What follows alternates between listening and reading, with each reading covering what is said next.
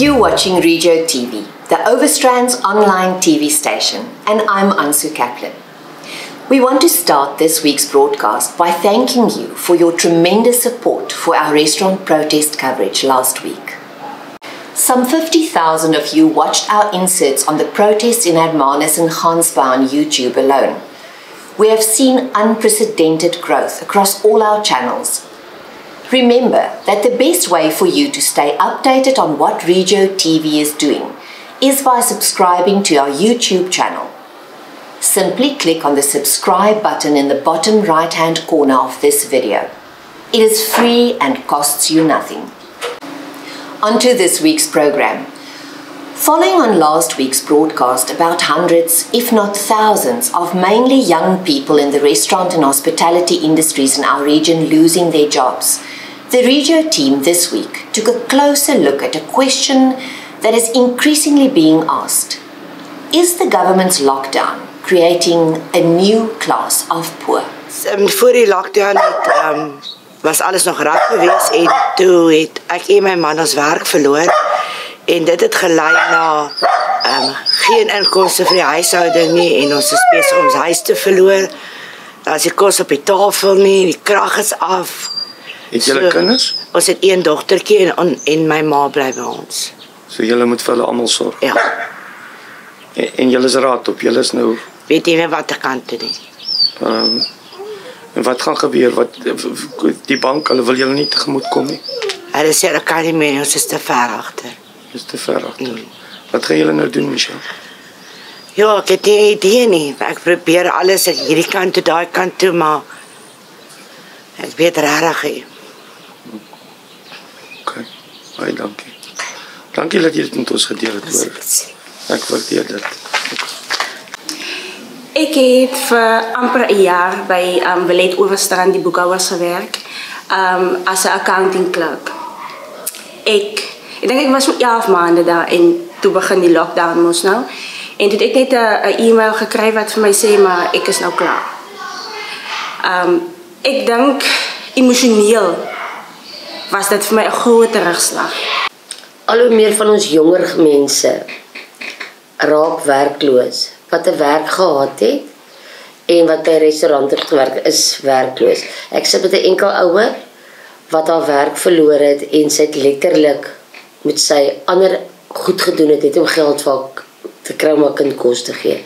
So het ek begin te agterkom daar's 'n klomp van ons kinders, van ons gesinne wat dieselfde oorkom het. Daar's jong mense wat met besighede begin het, handymans, net om iets op die tafel te sit. Wat dan op die ouend ons ander besighede doodmaak wat reeds bestaande besighede was. Dis die hele, daar ontwikkel goed soos selfbeeldprobleme. Die persone voel nie meer menswaardig nie. Hulle raak depressief. Dit lei weer tot aggressie. Die spanning bou op as aggressie en dan begin ons gesinsgeweld toepas. Hoe manifesteer dit in die verskillende groepe? Sien julle dieselfde tendens byvoorbeeld in die bruin en swart gemeenskappe as wat julle in die wit gemeenskap sien? Ek ben nou eerlikwaar het begin nou al hoe meer manifesteer in die wit gemeenskap. Ons bruin en swart mense doen meeste van die tyd chaalwerk en is by bouplekke, boukontrakteurs ingeskakel. So hulle kry weer hulle werk terug en hulle help. Ek weet ook van bruin mense wat vir mekaar in mekaar se huise werk vir die wat nog wel hulle werk behou het. En as daar is ook 'n beter en 'n uitgebreide gesinsstruktuur. Dis reg. In die bruin en swart gemeenskappe, waar dit kos nie is in die ons wit gesinne is baie keer soos 'n enkel ouer wat 'n redelike klomp kinders het. Niemand wat haar kan bystaan dat sy kan uitspring om te gaan werk. Hulle raak agter met hulle huishuur, hulle raak agter met hulle munisipale rekenings en dit begin al hoe meer in ons. Ek sit plus minus by 10 gesinne wat letterlik die minimale tot geen inkomste het. Jong mense is in die moeilikheid. Hulle het nie meer werk nie. Hulle kry nie sassa nie. So hulle het niks. Daar's nie werk nie, die werk is gesluit of baie groot plekke hier, soos jy sal weet, mense werk elke tweede dag, hulle kry al 'n salaris. Maar hulle moet nog steeds al hulle onkostes dra. So dis jong mense, dis mense met kinders. Ons het van die kerke gebruik vir ons om vir hulle mense, hulle ledemate te help met voedsel, dan is dit 'n ma en 'n pa en 5 kinders wat nie genoeg geld het om kos te koop nie. Terrible. Figures released this week seem to indicate that as many as 20% of all formal jobs in the South African economy could have been lost already. This is 1 in every 5 jobs. On Thursday, tavern and liquor store owners from Zwelihle and Hermanus also took to the streets to protest the continued ban on alcohol sales. Now I feel that I'm not a South African anymore. I think so. Our government, they don't even care about us because we are the business people. We try to make our economy must grow, and then we try to open the jobs for our people. Now our government we surprised, and then I know that they listen to Julius Malema. We don't get Julius Malema, and then we must just piss off with EFF. I don't need EFF anymore because it's not alive on me. Because those guys, they don't even care about us. They say we must close the liquor. Several times, Julius Malema tell Cyril Ramaphosa close the liquor. Why you open the liquor? Now Ramaphosa, they feel that pressure to Julius Malema. They must tell us the secret between them and Julius Malema. We now shift our focus to poaching in Betty's Bay, where anger and frustration this week led to a 45-year-old resident taking the law into his own hands and firing his shotgun at an alleged poacher vehicle. The suspect appeared in court on Tuesday, where the case was removed from the court roll pending the outcome of a ballistic report. This is the spot where a resident of Betty's Bay on Sunday allegedly fired with a shotgun at what is believed to be a vehicle dropping off poachers. The blast shattered 2 of the canopy's windows, but the driver was unharmed. The driver then laid a charge with the police, who is now investigating a charge of attempted murder. The suspect is expected to appear in the Caledon Magistrates Court on Tuesday, the 28th of July. The fact of the matter is that the people are feeling threatened in their personal space and in their recreational spaces by the bands of poachers that walk down from the parking areas throughout Betty's Bay to the beaches. So that is that thing that threatens them personally. The people along the coastline report these incidents continuously through channels, through conduits to the law enforcement. Unfortunately, we know that our law enforcement are working hard and doing everything that they can in their power to manage the situation. But as we know, they are understaffed, under-resourced. They don't have the resources to cope with the onslaught and the overwhelming amount of people that poach. It came to a head last night, but it has been an ongoing issue. You know, a couple of years ago, for example, I used to go out to the rocks. There were local poachers. There were just local guys trying to make a living, fair play. And I used to talk to them, sit and talk to them. The whole thing has changed right now. It's very much a gang-type scenario. The poachers have become more obviously aggressive, more dangerous, I would say, probably to us. We feel threatened as a community. We feel invaded as a community. And for the sake of the Biosphere Reserve, it's really an insult to the Biosphere Reserve that all these amazing resources being trashed through this poaching. I mean, you know, the Perlemon are critical to the sanctity of the whole thing, and so I'm here to defend that. I would like to defend the sanctity of our Biosphere Reserve, both the marine aspect and the terrestrial aspect, of course. It's something that we're all very proud of and should be proud of. But back to the issues at hand, I mean, for example, the accused last night happens to be a friend of mine. And I remember even probably about 2 weeks ago now, he told me, for example, how the poachers used a vehicle as a weapon and actually hit him. I mean, this is an ongoing thing. It's a build-up of a lot of tension. He's not the only one, of course, that's suffering this tension. The people at the back towards the mountain don't understand fully what's going on, but any of us that live here on the coastline, we see a very, very obvious presence. There's no need to be clandestine anymore, as there was, basically for the reason that there's no retribution. There seems to be, we feel frustrated for the fact that we have nobody to call. We have called everybody you can think of between us as a community, but there's very little response. There was a show, there was a public show of a big submarine out here, the Fisheries Patrol vessel, and some guys from outside, some law enforcement guys from outside, and everything calmed down. It worked. Okay, I don't think the submarines had any particular influence, and I don't think that was sustainable anyway.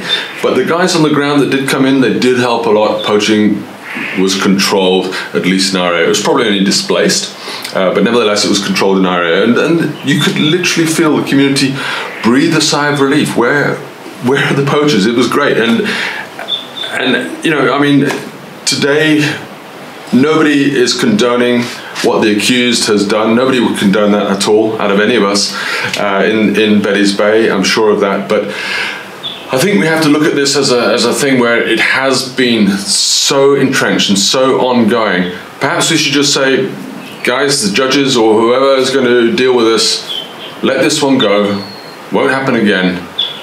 Start from scratch and see if we can talk our way through this and see if we can get some law enforcement involvement and even an basic understanding. Leave the MPA alone. Just at least leave that alone. And that will, even if you're going to continue poaching the rest of your life, the MPA can be a source of growth in other areas outside of the MPA. It'll be the place where abalone are seeded from and outside. It's a small little area. Just leave that alone. Give us the piece that something is left for all of us. The management of baboon troops in the Overstrand region has been a contentious issue for years. Every community seems to have their own idea of how to handle the problem. In Betty's Bay, emotions flared this week when residents learned that the Overstrand municipality had, apparently without consulting them, awarded a 6.3 million rand contract to Human Wildlife Solutions to manage the baboons. Residents alleged that the contract was not put out to tender and that there was very little, if no, public participation on the issue. The contract principally involves a so-called audio fence and the herding of the baboons away from homes with paintball guns and other measures. Strong lobbies, both for and against the measures, soon developed among residents in Betty's Bay, and the municipality hurriedly called virtual meetings to discuss the issue with the communities in Untitled Chapter. Die afgelope week het ons verskeie vergaderings oor die virtuele media gehad met belangehouers. Ek was bevoorreg om 3 van hulle by te woon. Dit was met Kleinmond en met Pringle Bay en met die Betty's Bay groepe. En daar het geweldig baie inligting uitgekom. En ek dink een van die belangrikste goed wat daar uitgekom het, is dat ons nie een kamp vir almal kan gebruik, dat elke gebied op sy eie gehanteer moet word. En dit is hoekom hierdie inligting wat nou ingekom het, eers verwerk moet word, voordat ons met 'n volgende ronde van webinare kan begin. So die publiek moet nog so 'n bietjie geduldig wees dat ons spesialiste, ons het omgewingskundiges in diens by die munisipaliteit dat hulle alles kan verwerk en dan hopelik met 'n beter plan kan vorendag kom of 'n finale plan. The whole baboon issue is extremely polemic. There are those that are for and those that are against baboons. But I speak from the side that is for baboons, if you like. And essentially we are not in disagreement that there should be monitors. That must be made very clear, and we did make that very clear at the meeting. What we want to see is the monitoring company says that they have this toolbox and they'll use various tools, but what we want to do is get them to come to the table and take out certain tools from that toolbox. Basically take out the ability to kill baboons as a management tool, and even to take out the tool that says they can hurt baboons, which is the paintballing, which is a deliberate hurt ethic. And then you come around and say, I mean, these are intelligent people, you know, they've got Oxford degrees and all the rest of it. So we say, if you pride yourself on being intelligent, if you pride yourself on problem solving, then look at it now with 2 less tools and solve the problem that way. Maybe you could start thinking, how would Jane Goodall do it? How would David Attenborough do it? And have a different perspective on the management. It's not only about keeping baboons away from houses. That's only half of the issue as far as we're concerned. That's your contract obligation.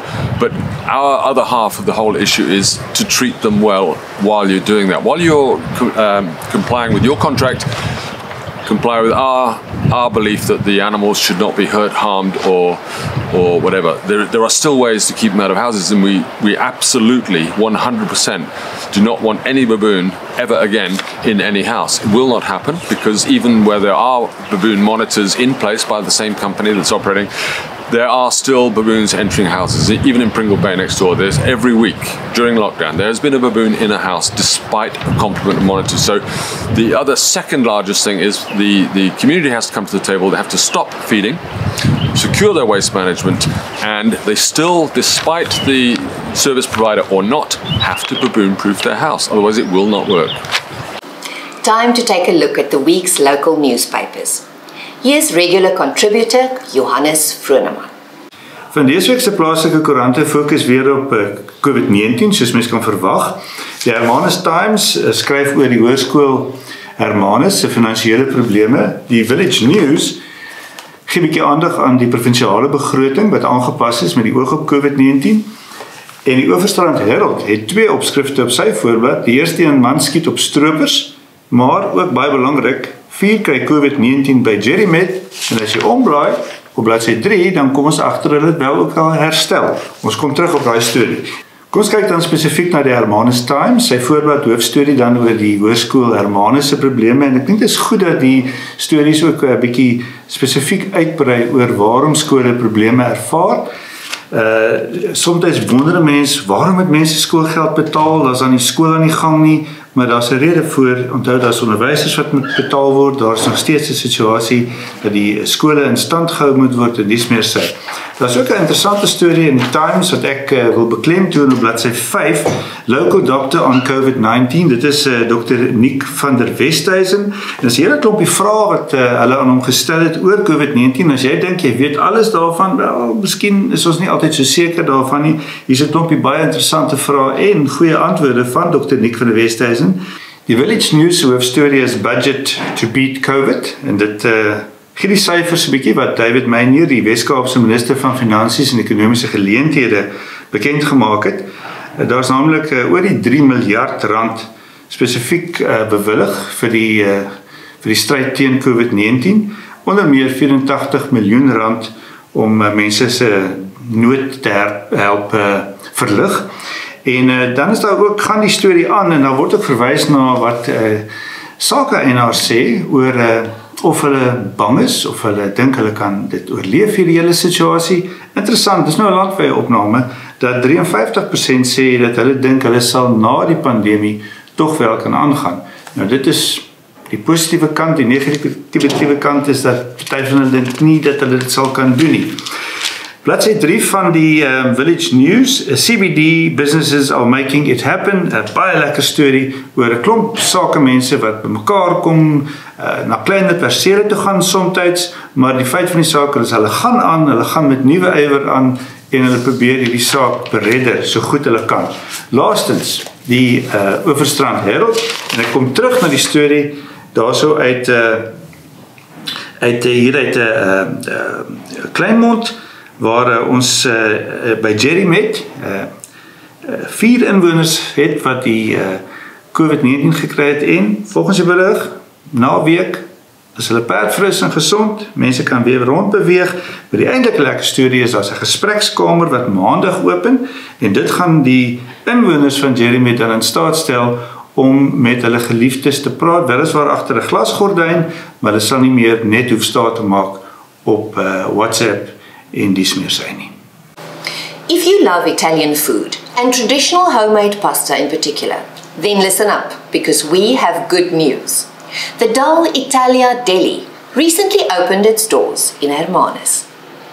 Well, I think it's important that Hermanus has access to imported Italian products, and also has access to Italian style products that are made in South Africa, like our cheese that we've got. So we've got the local and international pecorinos, the parmigianos, and of course we specialize in the cold meats like the parma hams, the salamis, and of course the coppas and pancettas, which are famous Italian meats and cheeses that are needed in everyday Italian cuisine.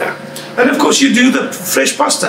Absolutely, yeah. And the little coffee shop that we have running at the moment will do snack type food, which will actually offer the products that we have in this establishment as tasters and snack type dishes with your coffee when you come buy your daily products. Tell us something more about your pasta products that you manufacture here. The pasta products we manufacture and focus is the tagliatelle that we do. We do the lasagna sheets, both in gluten-free and in normal egg pasta. And also we do a lot of takeaway meals in the sense that we make lasagna for vegetarians, lasagnas for gluten-free, and we make pasta al forno, and anybody can ask for anything they would like, and we will actually make it for them and prepare it for them. Well, I don't know about you, but I'm off to Hermanus to get some of that pasta. Have a good week, and let's stick together. Have a chat with your neighbour and find out how they're doing. And of course, remember the 5 golden rules.